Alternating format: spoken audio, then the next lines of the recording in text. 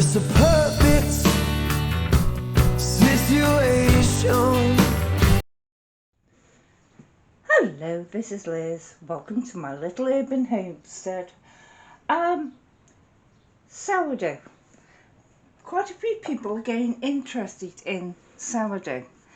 This is my sourdough starter, and it was in a worse condition than this last night. More liquid on top of it. But as you will see in a bit, I have used this to make the sponges. So I'll do that and show you exactly now how I make the sponge. Then you'll see in a minute how I've done since then. I also apologise now for any noise because the house opposite is having their roof replaced. Right, this bowl, yeah, it's got little bits in it because I've been making some more bread. And so, your starter, if there's a lot of liquid on top, just give it a quick little stir. And put 100 grams, the equivalent to about 2/3 of a cup of the starter in a bowl.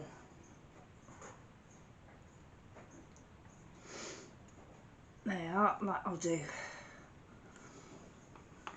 And what I'm going to do with this is feed it in a minute and put it back in the fridge. So that's had 100 grams, 2/3 of a cup of the starter. Now we want the same in water, 100 grams or 2/3 of a cup, and the same in normal bread flour.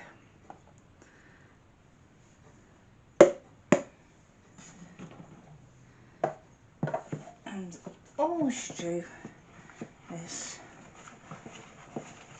give it a mix.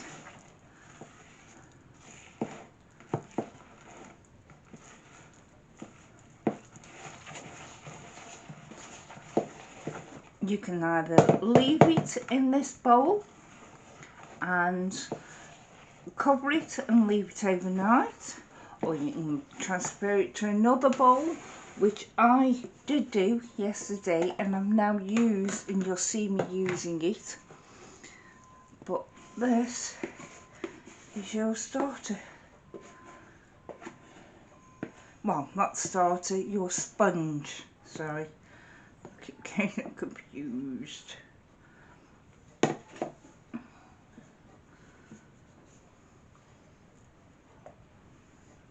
As I say, I've got quite a bit of bread on the go, and this I'll be using tomorrow because I'm going to try out turning this recipe into a dinner roll instead of a bread, instead of a loaf.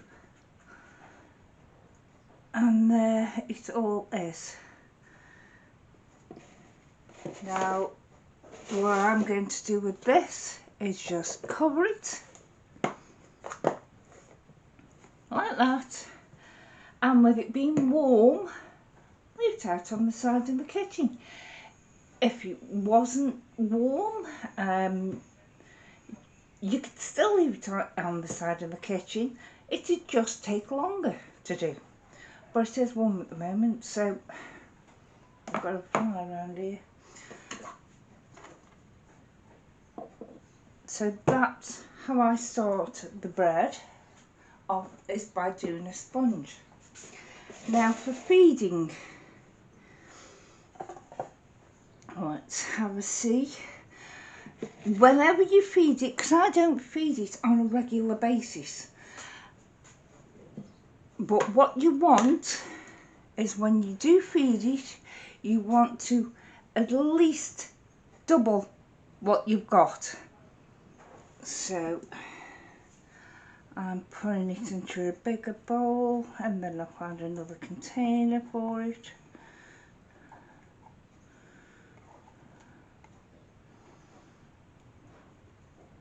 So that's basically Now the mother starter, and I'll get at least the same amount in flour. You can put more flour in if you want. And there's more flour. Sorry about Mason and barking. Add water to it. Basically the same ratio, but you know how your starter looked and how mine did as well. You're just mixing it up until it all looks exactly the same, but more amount.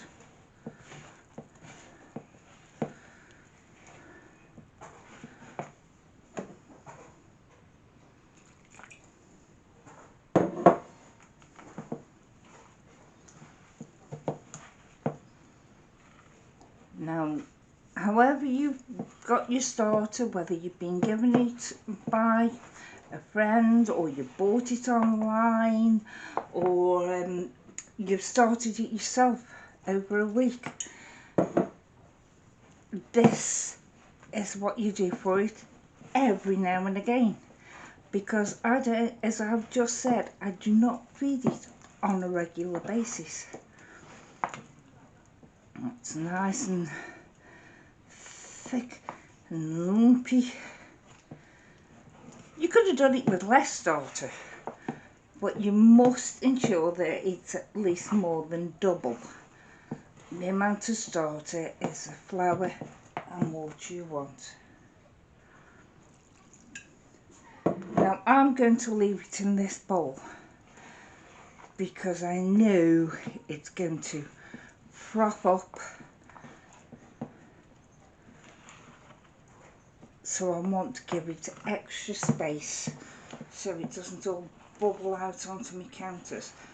But what you can do, and what I'm going to do, is put it straight into my refrigerator, because I'm not going to be making bread for a while, so it's going to go straight in the refrigerator like that.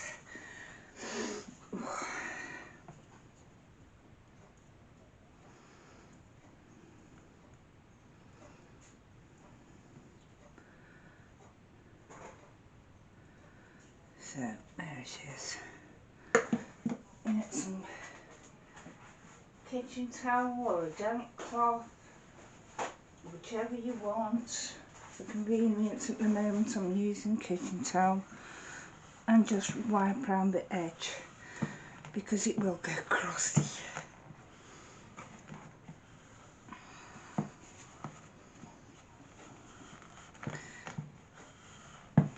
Now you cover it. I've got to find a cup for it. Just a minute.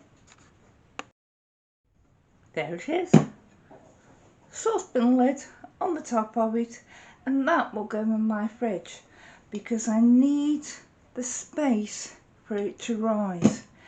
Now after a few days I'll probably transfer it into another container because you won't have the first accelerated rise.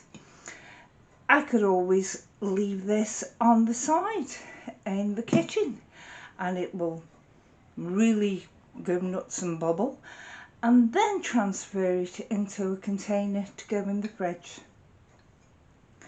But however you do it, once it's in the fridge in a container, you do not have to feed this every few days, every week even. The starter that you've seen me use to make up the sponge, and the sponge that you'll be seeing in a moment, they are from my starter that had been in my refrigerator for a month. Not fed, not anything done with it. It's just been sitting in the fridge waiting for me. Now I've used a lot of it up. I'm rejuvenating it by feeding it and put it back in the fridge. And when I want to make more bread, say it's tomorrow, I've got it. Say it's next week, I've got it. Or even next month, I've got it. So it's a no-brainer. You don't need to feed it every single day. You do in the first stage when you're getting your starter stable, but this starter I've kept going for over 3 years now.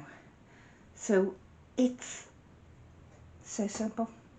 You just feed it, fridge it, forget it until you need it. Thank you. Bye.